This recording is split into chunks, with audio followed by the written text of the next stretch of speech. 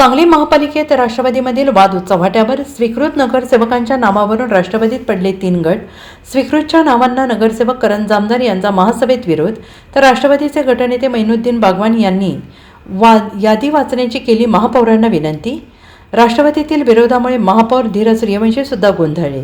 अखेर आयुक्तांशी चर्चा करून महापौर धीरज सूर्यवंशी यांनी गटनेते बागवान यांची यादी केली कायम. सभागृहात राष्ट्रवादीच्या दुफळीमुळे महापौर कात्रीत. सांगली महापालिकेत राष्ट्रवादीमधील गटबाजी आणि वाद चव्हाट्यावर आलेला आहे. स्वीकृत नगरसेवकांच्या नावावरून राष्ट्रवादीत उघड 2 गट पडल्याचे दिसून आले. गटनेत्यांनी लखोट्यातून दिलेल्या स्वीकृतच्या नावांना नगरसेवक राष्ट्रवादी नगरसेवक करण जामदार यांनी महासभेत विरोध करत महापौर धीरज सूर्यवंशी यांना सदरची यादी मंजूर करू नये अशी विनंती केली. यावेळी महापौर धीरज सूर्यवंशी हेही काही काळ थांबले. मात्र राष्ट्रवादीचे गटनेते मैनुद्दीन बागवान यांनी मी गटनेता आहे, त्यामुळे मी दिलेली यादी वाचण्याची महापौरांना विनंती केली.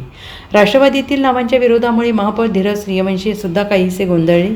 अखेर त्यांनी आयुक्तांशी चर्चा करून कायदेशीर माहिती घेतली. त्यानंतर महापौर धीरज सूर्यवंशी यांनी गटनेते मैनुद्दीन बागवान यांची यादी कायम करत त्यांच्या सदस्यांच्या नावाची घोषणा केली. यामुळे सभेच्या सुरुवातीला सभागृहात राष्ट्रवादीच्या दुफळीमुळे महापौर आणि प्रशासन सुद्धा कात्रीत सापडले. Bureau report SVN Marathi Sangli.